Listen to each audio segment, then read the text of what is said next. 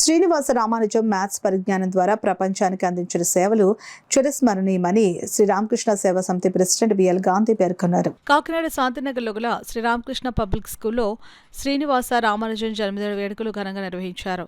కార్యక్రమానికి school principal Umamaheswararao అధ్యక్షత వహించగా శ్రీరామకృష్ణ సేవా సమితి ప్రెసిడెంట్ బిఎల్ గాంధీ ముఖ్య అతిథిగా పాల్గొని సర్ శ్రీనివాస రామానుజం చిత్రపటానికి పుష్పాంజలి ఘటించి నివాళులర్పించారు. ఈ సందర్భంగా బిఎల్ గాంధీ మాట్లాడుతూ శ్రీనివాస రామానుజం సేవలు కొనియాడారు. చిన్నారులు నేషనల్ మ్యాథ్స్ డే సందర్భంగా రూపొందించిన ఎగ్జిబిట్స్ ను ప్రదర్శించారు.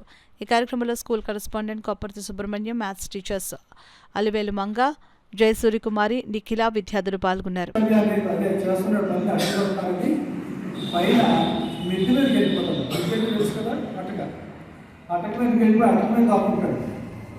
పైకి ఎక్కేసి ఏంటి ఎక్కడికి వెళ్ళిపోయింది ఏంటి అనుకున్నారు. అక్కడ కూడా లెక్కలు చేస్తున్నాడు. చెప్పుకున్నప్పుడు అభివృద్ధి చెప్పలేదు. మనం చెప్పుకునే దగ్గరగా ఒక 200 సంవత్సరాల క్రితం అంటే మాస్టర్ 200 years క్రితం గురించి మాట్లాడుతున్నాం. అప్పుడు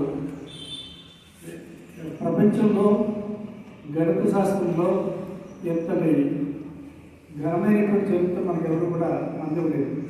భారతదేశం అంతా కూడా కష్టపడే మన భారతదేశం అంతా కూడా గర్వించదగింది. కాబట్టి పేదలకు చదువు కట్టురాదు. అంత పేదవాడైనా చదువుకోలేనటువంటి ఫ్యామిలీలో ఉన్న ఆయన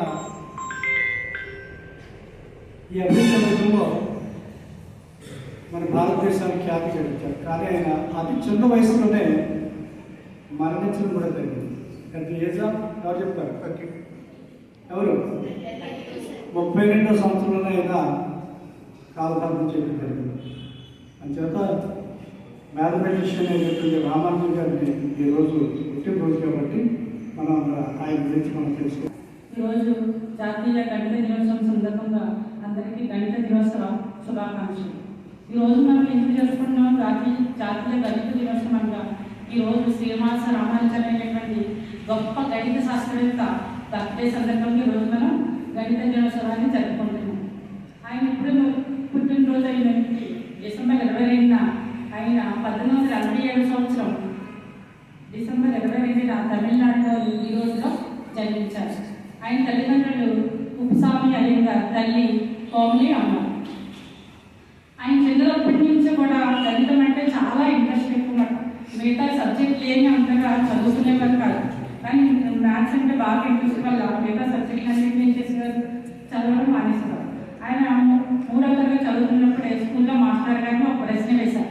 ఏంటంటే, సార్ ఏం చెప్పారంటే, ఏ సంఖ్యనైనా అదే సంఖ్యతో భాగిస్తే మనకి ఏంటి ఫలితం ఎంత వస్తుంది, 1 వస్తుంది ఆన్సర్ అని చెప్పారు సార్. అప్పుడు ఆయన ఏం చేశారు, లేచి వచ్చినట్టు సార్ ఏంటి సార్ 0ని 0తో భాగిస్తే 1 వస్తుందా ఆన్సర్ అని అడిగారు. ఆయనకి ఏం చెప్పాలో తెలియలేదు సార్. సరేనమ్మా నేను మళ్ళీ చెప్తానని సార్ మళ్ళీ రిఫర్ చేసి